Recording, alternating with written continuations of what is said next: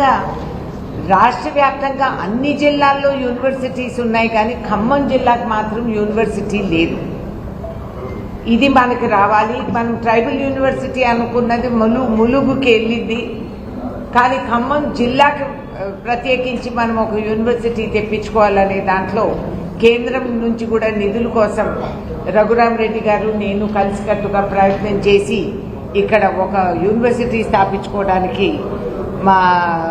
మా ఆలోచన అని చెప్పి మీకు తెలియపరుస్తున్నాను. అదేవిధంగా వెటనరీ కాలేజీ లేదయ్యా.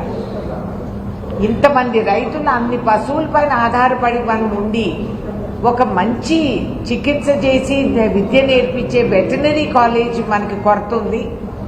ఈ కాలేజ్ ఒకటి తెచ్చుకోవాలా. సిఐటిడి అంటే central institute of tool designing, ఇది కూడా మనకి బాగా ఉపయోగపడుతుంది అనే ఒక నమ్మకం మీద ఇవన్నీ కూడా ఈ వచ్చే 5 సంవత్సరాల్లో ఈ జిల్లాకి అమలు చేయాలనే దాంట్లో లోక్సభ ఎంపీ గారు రఘురామరెడ్డి గారు మేము కలిసి ఇది ప్రిపేర్ చేద్దామని చెప్పి మేము అనుకుంటున్నాము. అదేవిధంగా ఈ ఫిషరీస్ కాలేజ్ మీకు అందరికీ తెలుసు, పాలేరు నియోజకవర్గంలో రీసెర్చ్ స్టేషన్ అనేది ఆ రోజుల్లో నేను అమలు చేయడం జరిగింది. మత్స్యకారులకి వాళ్ళ ఫెస్టివల్ ఒకటి ఏర్పాటు చేసి సంవత్సరానికి ఒకసారి పెద్ద విందుగా ఆ పండగ మనం చేసుకోవటం జరుగుతుంది.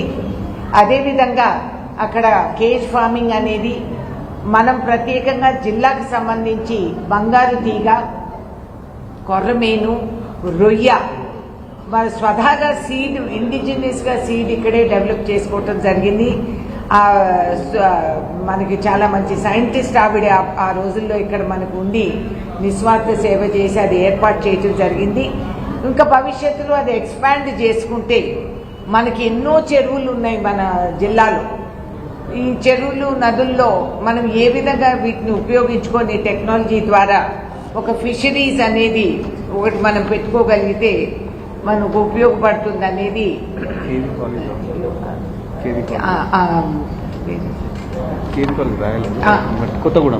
కొత్తగూడెంలో కేంద్ర విద్యాలయ స్కూల్ అనేది అప్పుడే శాంక్షన్ చేయడం జరిగింది, కానీ ఎక్కడేసిన గొంగలు అక్కడే పడింది.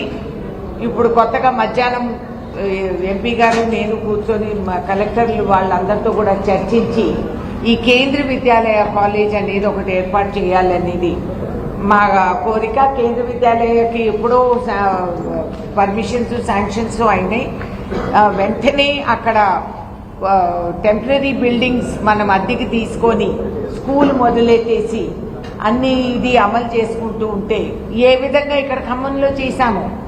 ముందు టెంపరీ అద్దె బిల్డింగ్స్ లోనే ఏర్పాటు చేసి తర్వాత పర్మనెంట్ బిల్డింగ్ కట్టించాం. అదేవిధంగా అది చాలా పెద్ద సౌకర్యం, స్కూల్ పిల్లలకి ఉపయోగపడుతుంది అనేది నాకు పూర్తి నమ్మకం.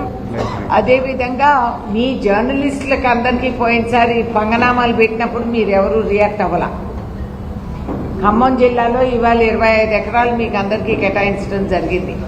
వెంటనే మీరు ఒక సొసైటీగా ఫామ్ అయితే కలెక్టర్ గారితో ఎంపీ గారు నేను మాట్లాడి మీది ఆ సొసైటీలో డెవలప్మెంట్ మనం మొదలెట్టుకోవాలనేది మరి మీ కోరిక ఏంటో నాకు తెలియదు, కానీ మీ ఇంట్లో ఉండే ఆడవాళ్ళందరికీ నేను మద్దతు పలుకుతున్నాను. స్వగృహం ఉండి ఆ సుఖం అది వేరు కాబట్టి నేను దీంట్లో జోక్యం చేసుకొని మీ అందరికీ కూడా తెలవపరుస్తున్నాను.